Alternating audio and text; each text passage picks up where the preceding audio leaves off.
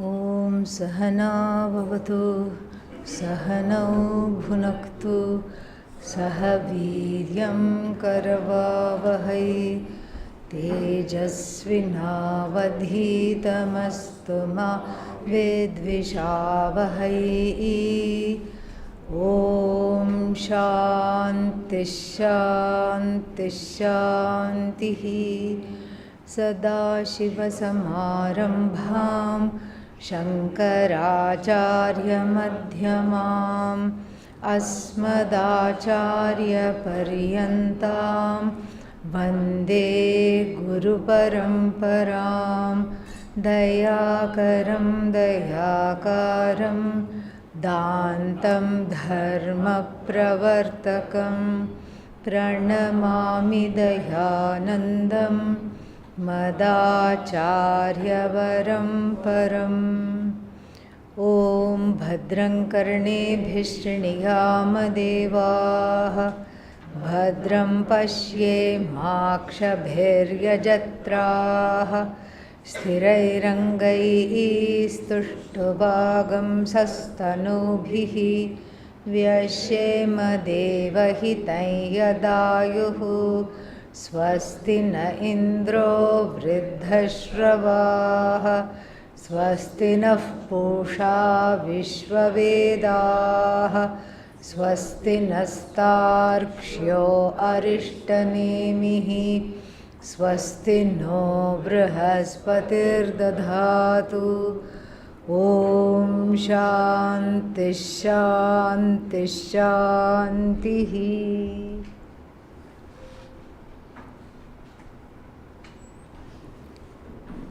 That other book I think is gone somewhere, but fortunately I brought this, so we can chant, no problem. Where are we?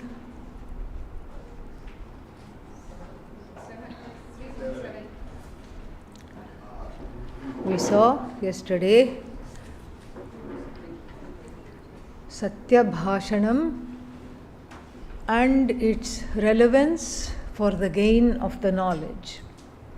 When one is in truth, speaking the truth, something happens. It's not just a arbitrary value, like you should speak the truth. We take it for granted. It's like, oh, we should just speak the truth and just be in the truth. There is a connection, and the connection is very, very palpable. Because when I tell a lie, it is a knowing. There is a knowing in me that the fact is there and I have either distorted the fact or I have given the opposite of what is there. So supposing somebody asks, were you there at such and such a time on such and such a day? And what will I say? No, I wasn't there. But I was very much there. So then, there are two things going on. One is the pramata, I, and the other one is vakta, speaker. There is a misalignment between the pramata and the vakta. The vakta is saying something that is not true, and the pramata, the knower, knows two things. The knower knows that I was there at such and such a day, time and such a date. The knower also knows that what just came out of the mouth is what? Wrong. Two things the knower knows. And so there is a subtle, perhaps not so subtle, split between the knower and the actor, the doer. The knower and the speaker. The speaker then becomes doer. Knower, speaker, doer. This is what Arjavam is. Thoughts, words and actions are in alignment. Riju bhava. So here that alignment is disturbed. So if somebody is telling lies once in a while, it is disturbed. But if somebody is a habitual person who is given to untruth, then it is split. There is a split between the knower and the doer. the knower and the actor, the knower and the speaker, and this split is what? Dvaita. So if there is inner Dvaita, the knowledge of Advaita cannot take place until this inner duality is resolved. And so there are many forms of inner duality we have seen, the doubter and the knower, the one who doesn't have Shraddha and the one who wants this knowledge, and between the unconscious mind and the conscious mind, many kinds of subtle dualities are there. Here it's a not so subtle duality, it's a blatant duality.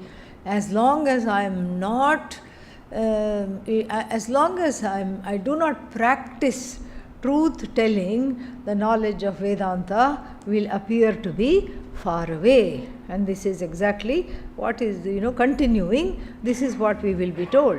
One more thing by way of introduction in terms of this style of this Upanishad and other Upanishads.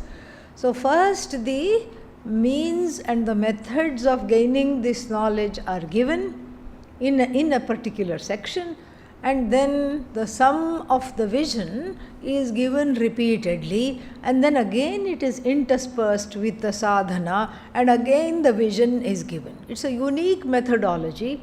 And why is it needed? It is needed precisely because we forget both. We forget both the sadhana and we also forget what? Sadhya. Both are forgotten. At least if one thing was forgotten, it is redeemable.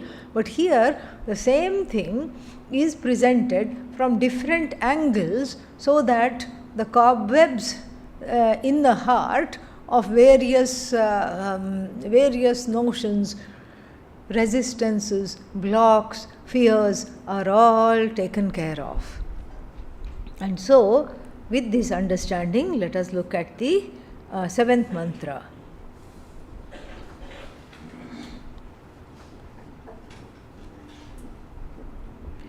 Brihaccha taddivyamachintya rupam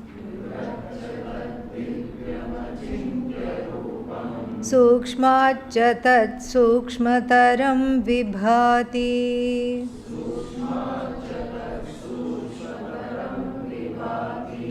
Durat sudure tadihantike cha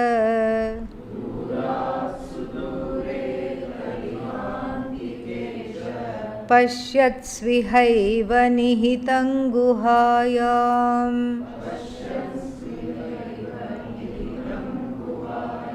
Pashyatsu ihaiva Pasyatsvihaiva nihitam guhayam. Yeah. So, brihat cha. Brihat means limitless. Limitless. Brihat cha. Brihat means limitless. And in fact, it is the root verb of the word Brahman. It has come from Brihat. So, Brihat cha, it has come from the word Brih, Brihi, Vridhau. Brihi in the sense of big. Big means what? How big? Mustard seed big? Mountain big? Elephant big? Ant big? How big are we talking about? And in fact here, big usually is an adjective, but it is used, it is converted into a noun for teaching purposes. It is bigness itself. It is bigness because it is limitlessness. And limitlessness means time-wise, space-wise, object-wise. Brihat cha, brihat. And therefore it is achintya rupam, whose rupam here is not form because it doesn't have any form. We are talking of the vision of Vedanta, the truth of the I does not have any form.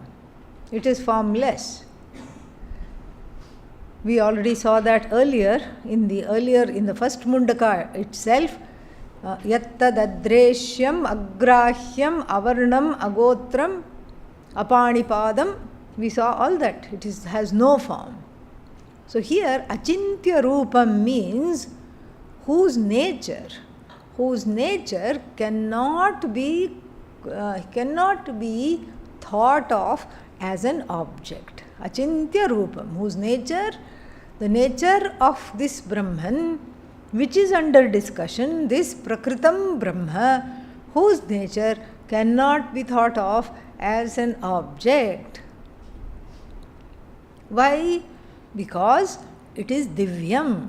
Two meanings. One meaning, Alaukikam, Adi Shankara will say. Alaukikam means not like any other thing in the universe. Alaukikam, unique. Not like any other thing in the universe this is. So, therefore Divyam. Divyam also, again here it becomes a Mahavakya. Divyam means what? Self-effulgent I. Not separate from that self-effulgent consciousness which is at once understood as I without the need for any pramana. So the pramana is not necessary to understand I. That I exist, you don't need Shastra pramana. You don't pick up the book of Mundakopanishad each time you are asked the question, are you here? Wait a minute, let me look. No. The I is self-known, self-established, self-luminous, self-evident, self-effulgent. We have many words for it. So therefore it is already Divyam. Divyam means what? Self-effulgent. And therefore it is what? Achintya Rupam. So even though it is known immediately as I, its nature is not understood. Its nature as Brihat is not understood. You see the difference? So something is lying there on the ground, we know, in twilight, but that it is a rope having so many strands tied up in this way, lying in this way on the grass, we don't know. Therefore what happens? We mistake it for snake. We mistake it for snake because the rope is you cannot say the rope is unknown. The rope is partially understood. There is something asti kaschit, asti kinchit, we know there is something there, we know. But if you ask the nature of it, that is not understood. And the not understanding becomes very costly because not only there is ajnanam, there is anyatha jnanam, wrong knowledge, wrong conclusions come. Therefore it is achintya rupam, two meanings. One is it is whose nature cannot be comprehended as an object. This meaning is very well understood, we know. Achintya rupam also because even though I know I am there and I am Divya, I cannot conceive of myself as Brihat. This Brihat Brahma, I cannot conceive of myself that way. Therefore, what is unsaid here is that there are plenty of mistakes made centered on the nature of this I as finite, as mortal, and we have already talked in other classes about the two kinds of mistakes centered on the self. What are they? Atmani, Anatma Adhyasa. That which is Anatma, not I, is projected on the I. So therefore what? Is the Atma mortal? Show me at least one sign of life. Yeah. No, Atma is not mortal. Is the Atma time bound? No. But then what do I say? Oh, I am dying. I am a mortal.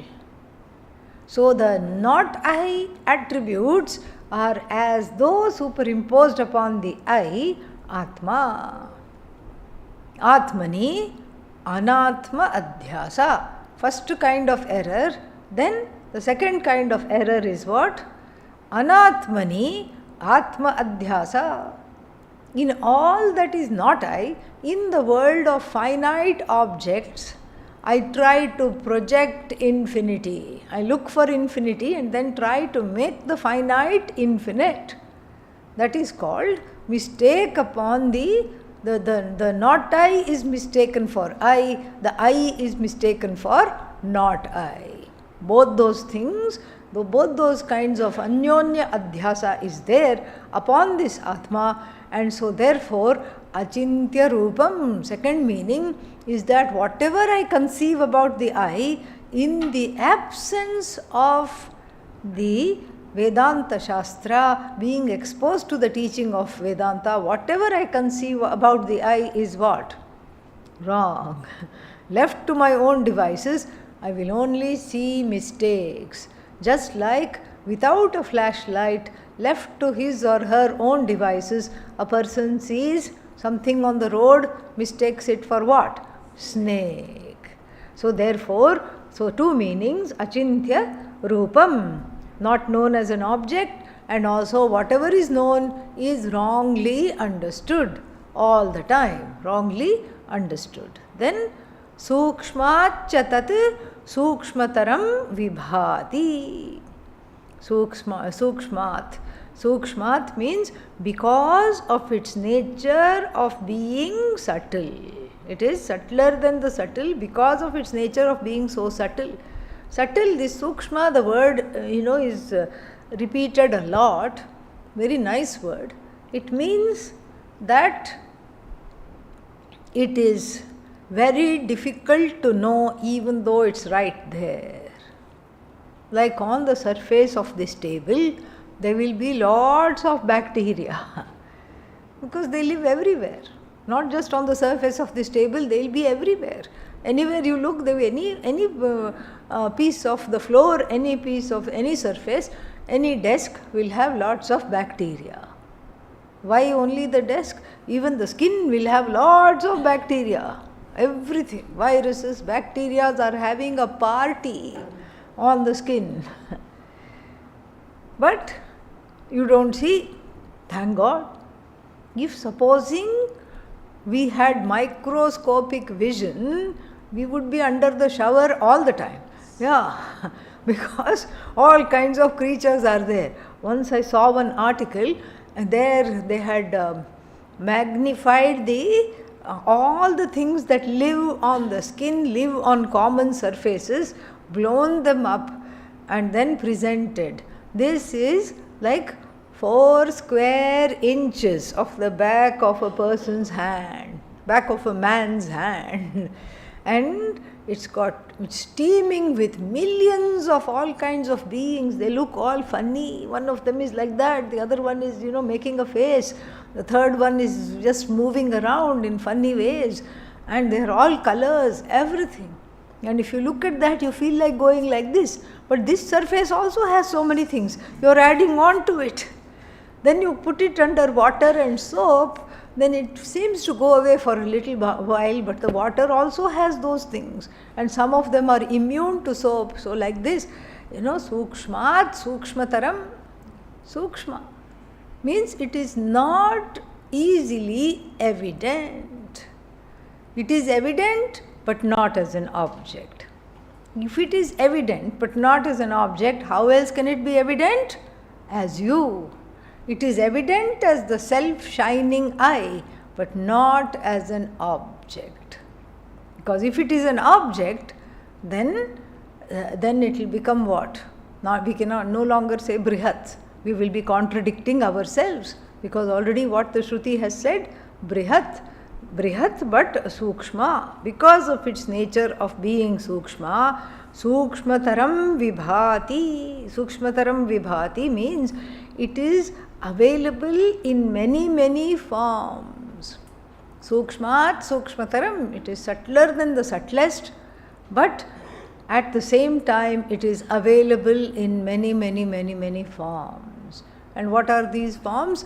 The sun, the sky, the moon, the trees, the river, the mountains.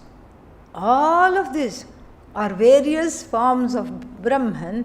But what happens when we look at all these forms, if we latch on to the forms and forget that it is Brahman? We don't remember, we don't understand. That understanding is not there. Asti bhati priyam nama rupa. Every object in the Jagat, enjoys 5 components. What are they? They exist. Asti, bhati. It becomes evident, either self-evident or pramana evident. Evident to a means of knowledge. Priyam. It is lovable. I don't think many things are lovable. Lovable to you maybe, exactly. Lovable to you but not to me. Or some things are lovable by their presence and some things are lovable by their absence. Like outlaws, in-laws. All these are lovable. How? Yeah. Durat sudure. Let them be far away and then I can love them from a distance. So, sukshmat sukshmataram vibhati. So, asti bhati priyam. Nama, everything has a name. And even if it doesn't have a name, it's a new invention, new discovery. Some name will be given. Named after the scientist who discovered a particular species. All this is there. So, sukshmataram vibhati. So, name it has. And then what is the fifth aspect or component? Form. Everything has a form. Adyatrayam brahma roopam. Asti bhati priyam belong to what? Brahman.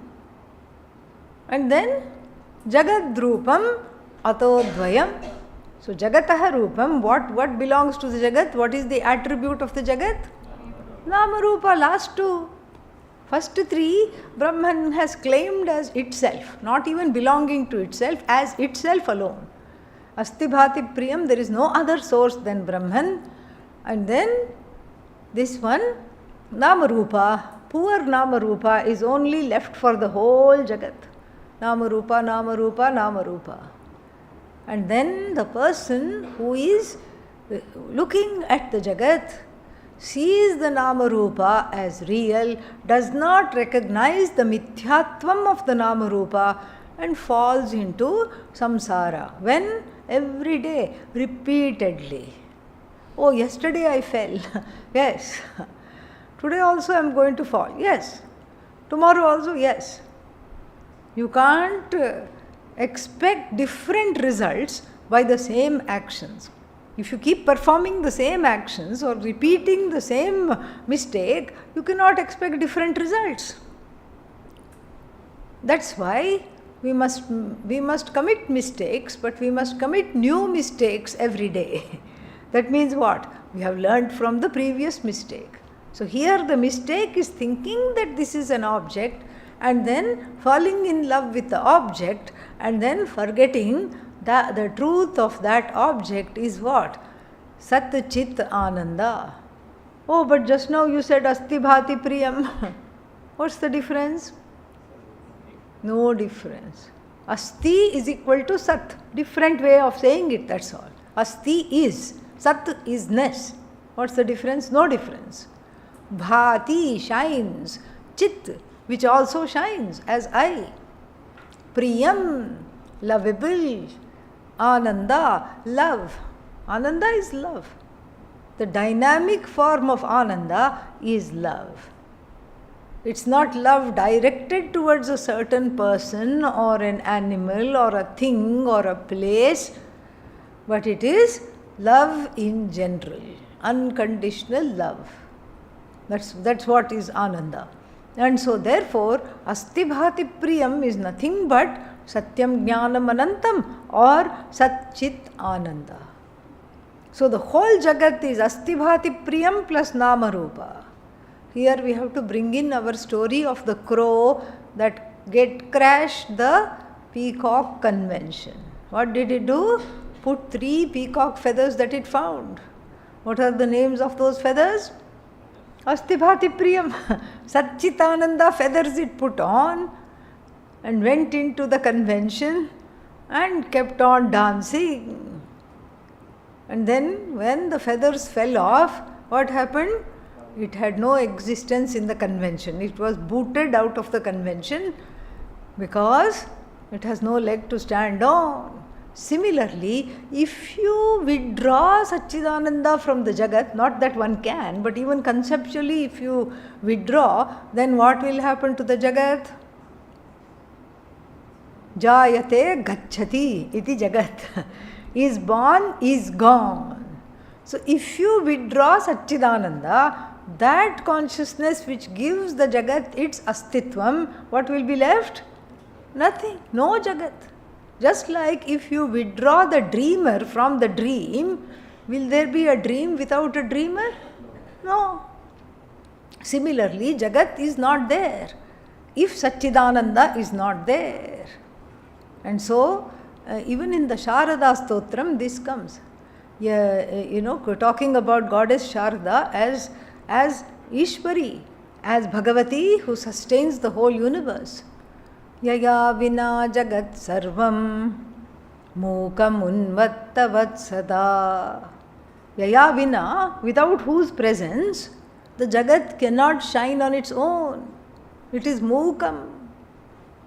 It is as though it is mute. It cannot even exist. Because the Jagat is dependent on what? Speech. Vacharambhanam vikaro namadheyam. So yaya vina, without the presence of this goddess, what is there? Jagat sarvam jagat, the entire Jagat, mukam unmattavat sada.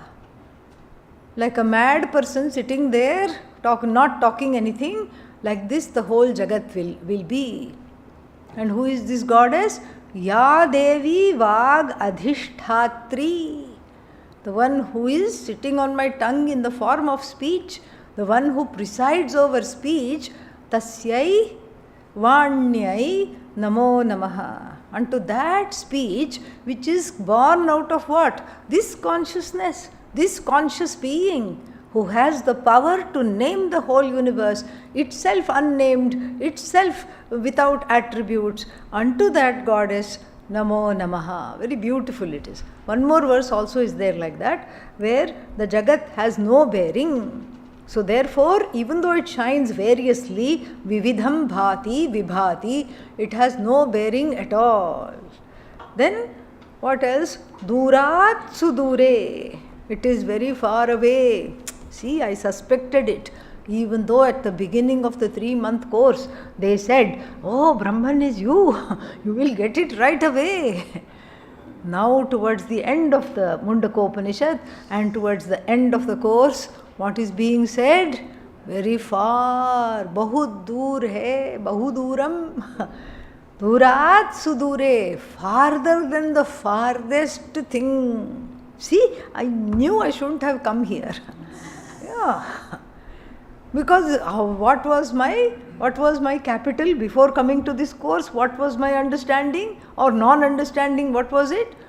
Brahman very far. That's why I need this course, to make it near, to experience it. And so now, at the end of the course and at the end of the Upanishad, what is the teacher telling? What is the teacher's name here? Quick. Angiras. Angiras, what is Angiras telling?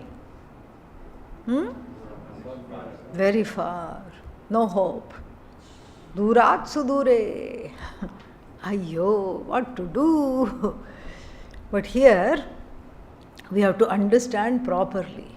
Adi Shankara says, for whom it is far. We have to see for whom it is far. For the Ajnani, it is far. For the one who, Ajnani here doesn't mean the one who doesn't know. Ajnani here means the one who doesn't know and the one who is not really interested in knowing either. Ajnani is a mandu. What is mandu? Stubborn. Will not let go of the notions that are needed.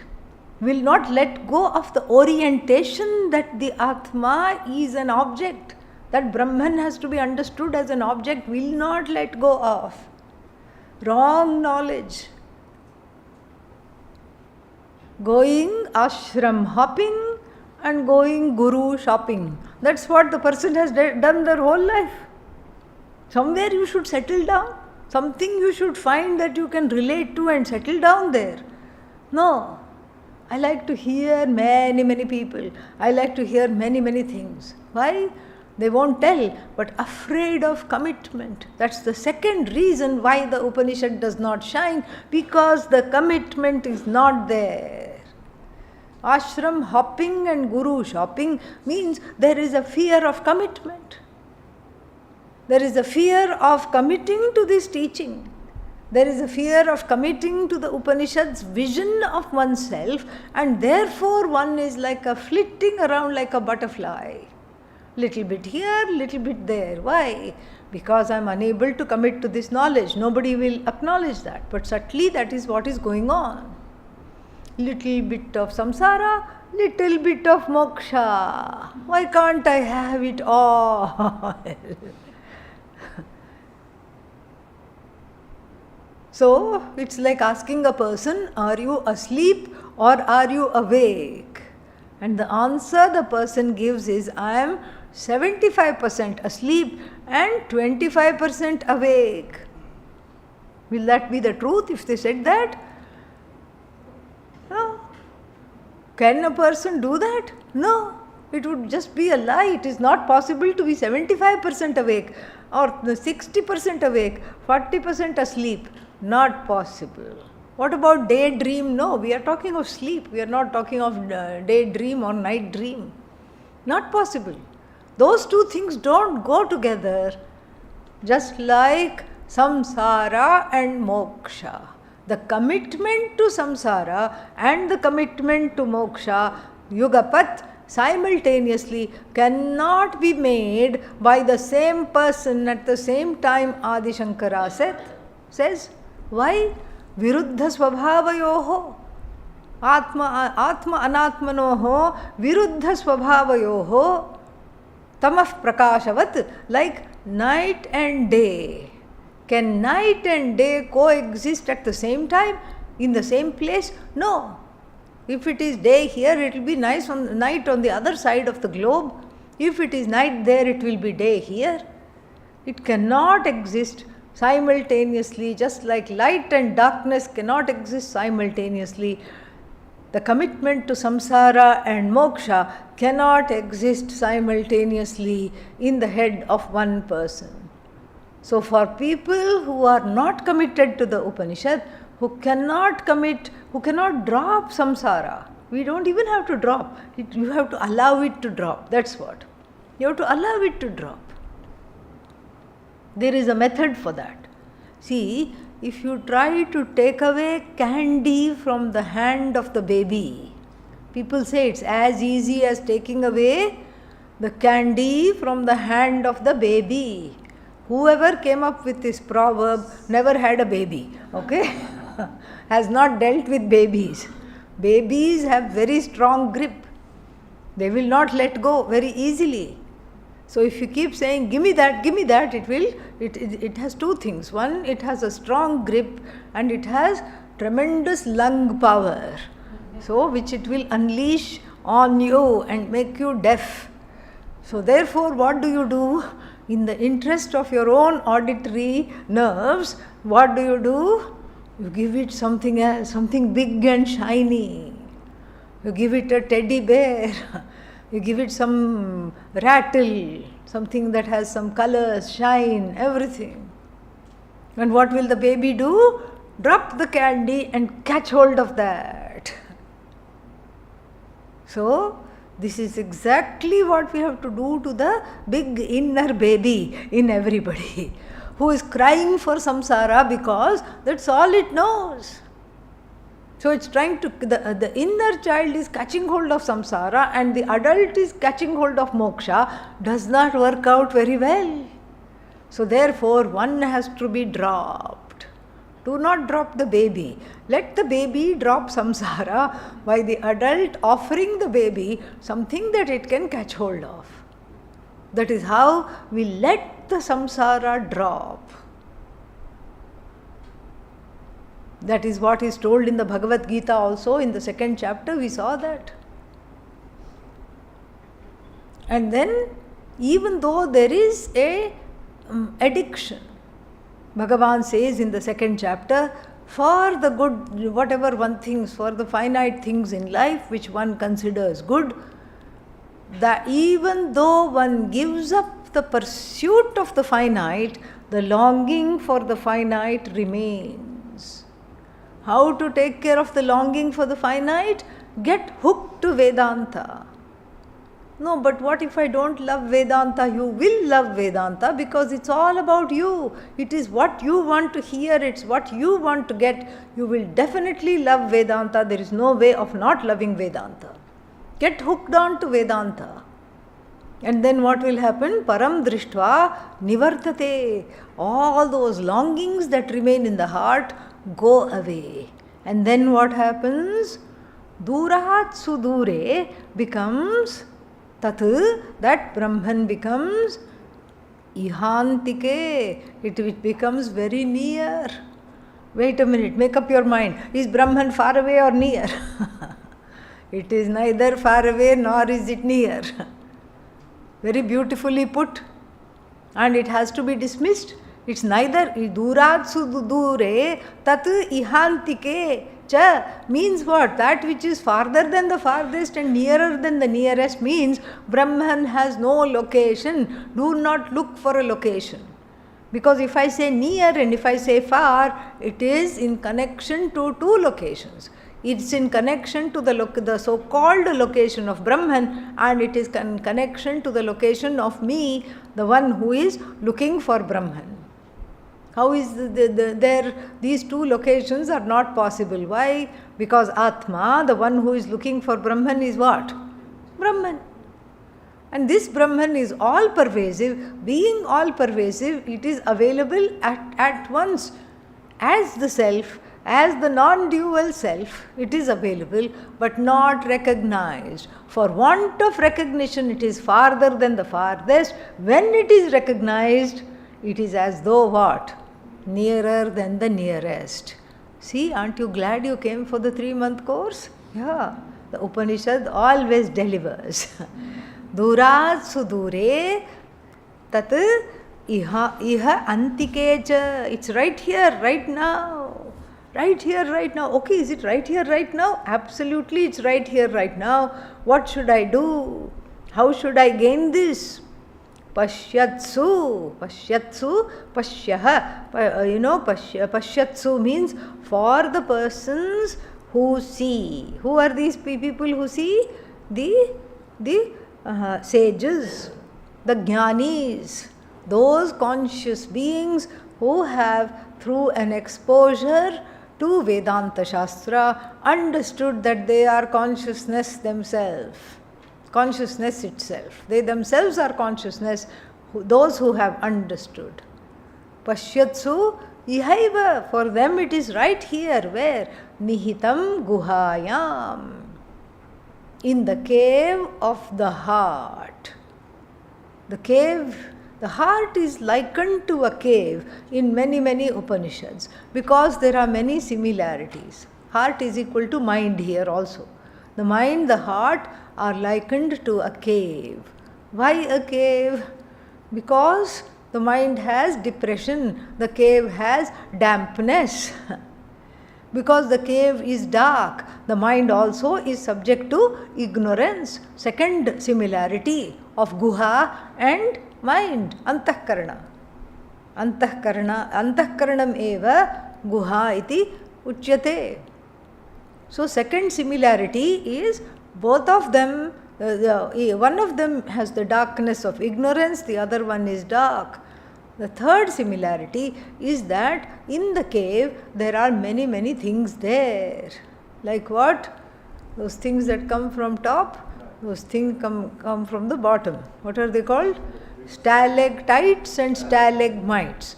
I have never understood which one comes from the bottom and which one comes from the top. You please understand whatever they are, So stalactites and stalagmites, what are they? They are just, they are like the doubts. various doubts, notions, well-entrenched, callous notions, which the cave sports, and the mind also has full of these calloused notions, which has grown as a result, which has kept on growing. And then, so this is the third similarity with the cave and with the heart, the antahkarana, mind, heart, etc. What is the fourth similarity? The cave will have some scary things, bats going around, bats of despair and doubt flying around, saying, no, you can't be Brahman. How can you be Brahman? You are not Brahman. How could you be Brahman? Get away from that thought this instant. You cannot be Brahman at all. And then, so that is the fourth similarity. All kinds of wild animals, wild birds and mammals are lurking around. So too the antahkarana is subject to the fear of itself. It is afraid of itself. It is afraid of everything else. It is besought by fear. And the fifth and the last and the most beautiful similarity between the cave and this is that the cave has, whatever the cave has, let's say the cave has a murti of Bhagavan or something wonderful, a treasure chest. It is not seen. Why? Because there is lot of undergrowth, underbrush is there, lot of thick forests are there inside the cave, undergrowth is there, stones are there, rubble is there. And then you go and excavate all that and you come upon the treasure chest. So too in the antahkarana, the treasure chest is equal to Bhagavan sitting there. Bhagavan is sitting there, and then the thicket of the forest of ragadveshas have to be cut, pruned in order to have Bhagavad Darshanam. And then the last similarity also includes the need for the light. To go into the cave, you need a light. And here too, you need a light. What is that light? Mundakopanishad is the light. All the Upanishads that we have studied is the light that illumines the cave. All our temples are made like this only, especially in South India where these old temples are intact. Like you go to Madurai, Meenakshi temple. You don't have to go in. People behind you will make sure you go in. Okay? Yeah. And then what? No artificial lights allowed inside. Then you stand in front of the sanctum and then you know something is there. But you don't know what this goddess is, what is she wearing, how does she look, nothing you know. The walls are black, made of black granite. The goddess is also what? Black granite. There is a pujari there, but he is also dark, coming from South India. You can't see him also. You can't see anything. Then when the arati is done, look at her jewelry, look at her sari, how beautiful she is. This is what is Bhagavati Darshanam, Bhagavad Darshanam, where happens in the heart. So in the heart itself is this treasure chest, which is this consciousness, which is bigger than the biggest, subtler than the subtlest, far away for want of a pramana, and immediately available as the truth of the self. Very beautiful verse. Next one. Na chakshusha grihyate napi vacha nanyaddevaistapasa karmana va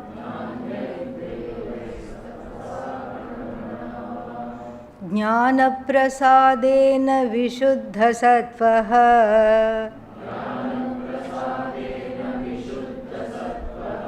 tatastutam pashyate nishkalam dhyayamanaha.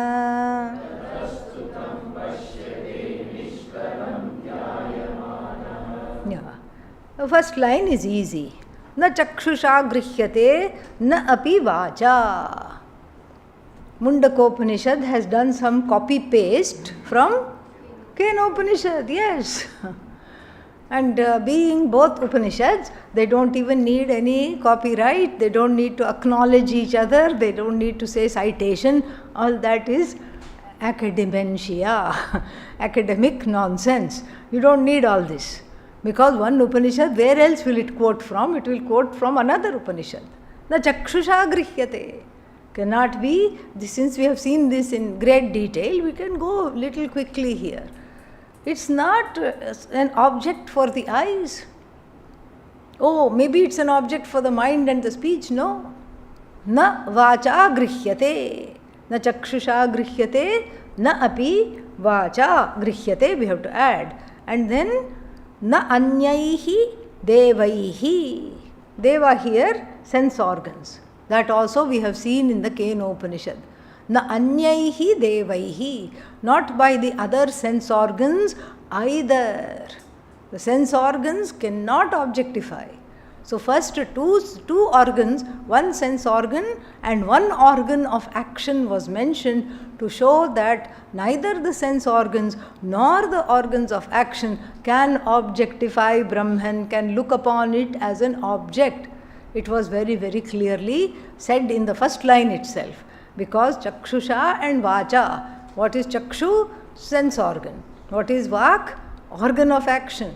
So it is not within the purview of the organ of actions or organs of action, or it is also not within the purview of the sense organs, but still the Upanishad wanted to make it very clear.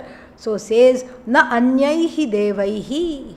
Not by any other sense organs labhyate, we have to add, na grihyate. That grihyate has to come down here as well.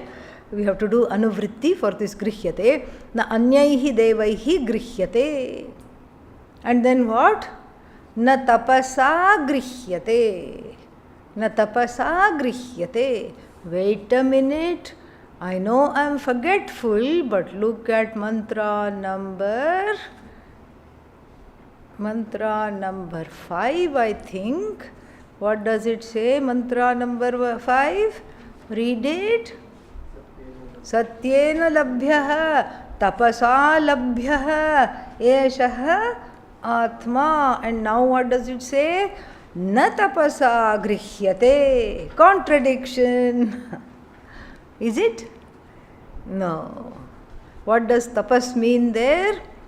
Tapas means here religious discipline in both cases, but there the religious discipline is for preparation. Here, many times what happens is that we forget the preparatory aspects of the discipline, body discipline, spiritual disciplines, religious austerities that one undertakes. Like Adi Shankara gives the example of Chandrayana, etc. Chandrayana is a terrible fast. Do not do it. Okay? Yeah. So, Chandrayana, etc. 1 month long vrata.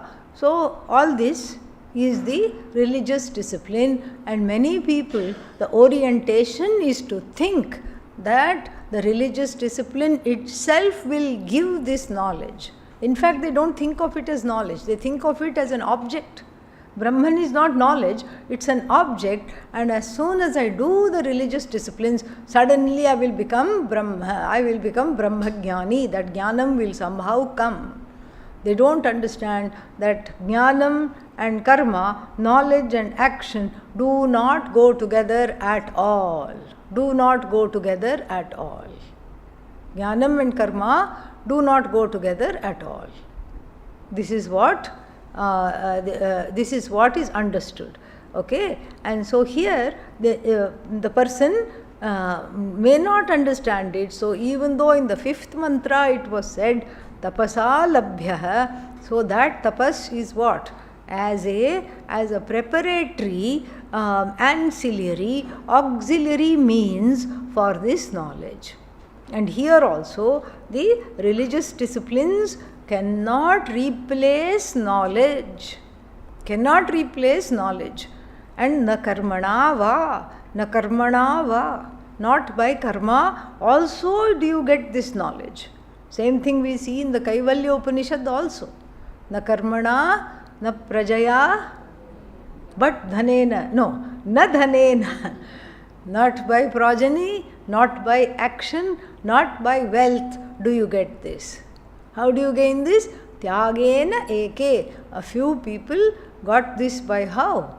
Tyaga, renunciation. Renunciation implies knowledge, because there is an injunction, Vedic injunction, sanyasya shravanam kuryat. Give up everything and then come to Vedanta. Do shravanam after giving up everything. So, like this, there also the same thing is communicated. So, you don't get this by tapas, you don't get this by karma. Then how do you get this? Jnana prasadena. By the blessing of knowledge, the anugraha of the knowledge. The knowledge itself is prasada. The knowledge doesn't give you prasada, the knowledge itself is a big prasada. What is this prasada? Anything that comes from Bhagavan is prasada. So this jnanam also ultimately comes from where? Bhagavat Priti, from Bhagavan, who is responsible for one's own karma phala. True, the knowledge is not karma phala, but certain karmas can stand in the way of knowledge, which are removed by prayer, and that's why it becomes Bhagavat Prasada. The Jnanam becomes Prasada because one has to overcome so many different hurdles to gain this knowledge. So many things happen. People are wanting to come to the 3-month course. Suddenly, what happened? Broke a leg. Suddenly has to have surgery. Suddenly something happened. And suddenly some pratibandha came. Pratibandha means obstacle. Obstacle came. And some kind of an insurmountable, at least for now, insurmountable obstacle comes all the time. And then what? You come to the class, somehow with some great Purva Punya operating, you come to the teaching and then you sit in the room and do not attend the class. Don't think I don't know. I see. Yeah. I see. Yeah. So, you sit in the room. Why? Because there is a problem. Either there is a problem with the teaching or there is a problem with the teacher. So you sit at home, you sit in the room, don't come to class. And then expect what? Enlightenment. How is that possible? So there is all kinds of pratibandhas are there. I don't feel like going to class today. Pratibandha. And even if I drag myself to class, brain fog, pratibandha. Yeah, it's a new expression. Last 10 years it has come. Brain fog. I love it. Like how it is outside today, outside fog, inside also bada fog, bigger than this. At least here you can see the trees and the river. Inside you can't see anything at all. You just go like this. The Mahavakya comes in through the ear, boomerangs back to the teacher. Yeah. We have an expression, goes in one ear and comes out of the other. Here it doesn't even go in one ear, it boomerangs right back to the teacher. All the knowledge is safe with the gurus, and therefore this is a lot of pratibandhas.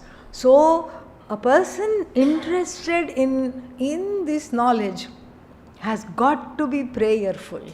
Why? Because that's the only way of removing pratibandha. No other way exists.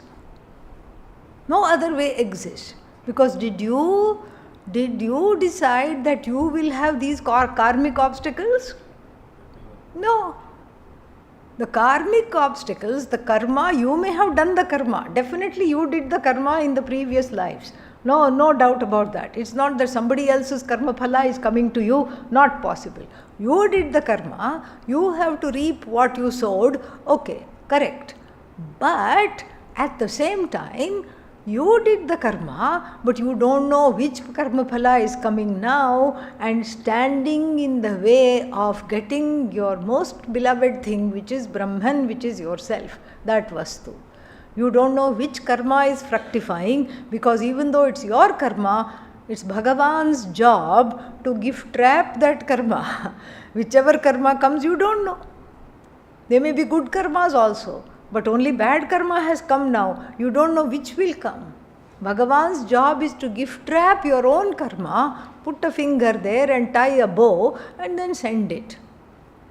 So therefore, the source of the karma has to be approached and has to be surrendered to if you are a true mumukshu jignasu.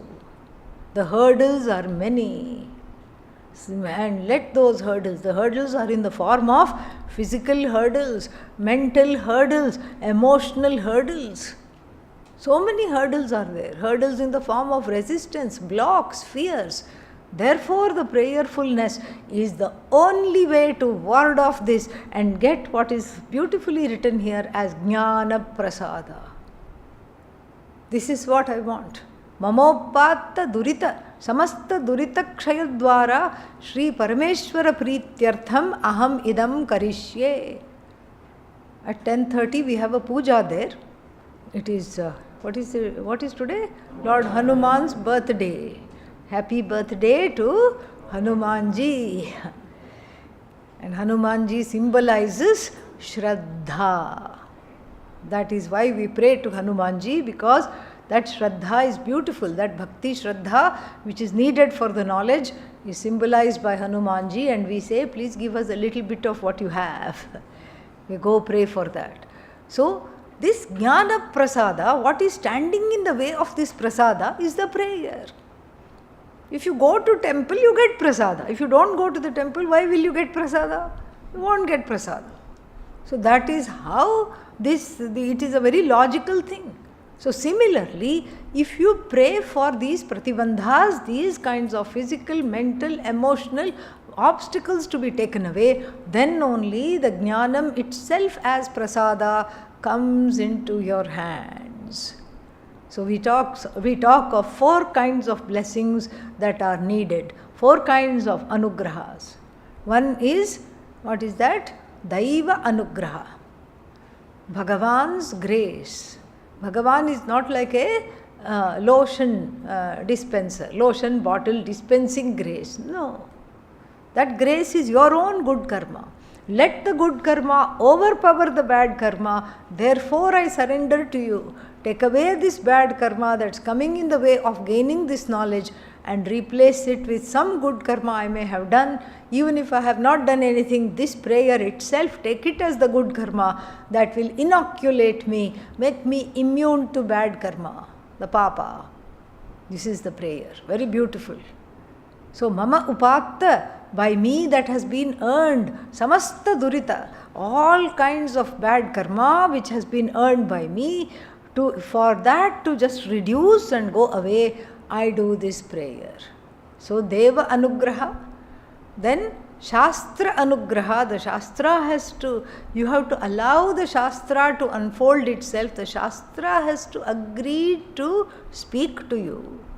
Guru Anugraha, because the Shastra speaks to the Guru, through the Guru, Guru Anugraha should be there.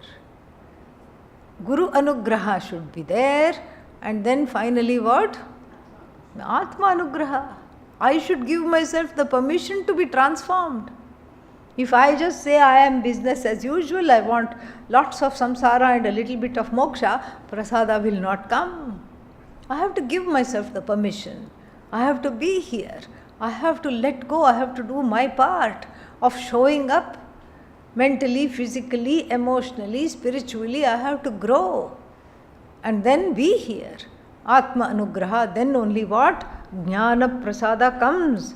And then as a result of Jnana Prasada, who gets? Vishuddha Sattvaha.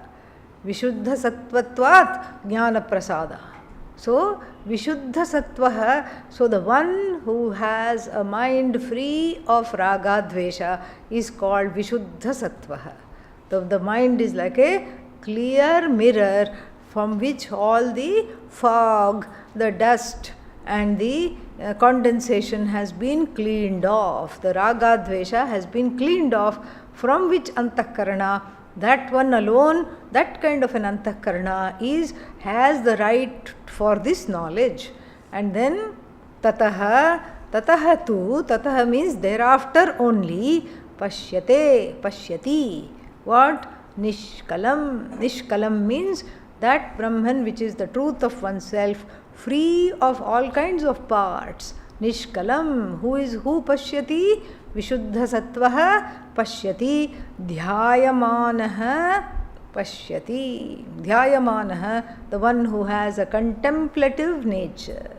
You can say the one who has done nididhyasana. One word, one meaning also we can say.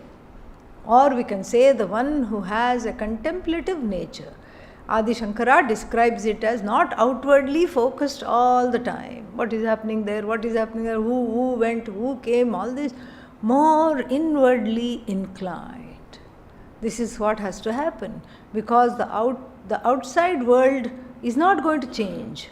It will have strife, it will have conflict, it will be the source of fear and tears, and it will also have occasional bursts of joy. Some wonderful things, some colors, some sights, some sounds will be there to partake. But I have to have a rich inner life. And in the beginning you feel like run away. When you sit with yourself, you feel like running away. But you tell yourself, wherever I run away, there I am.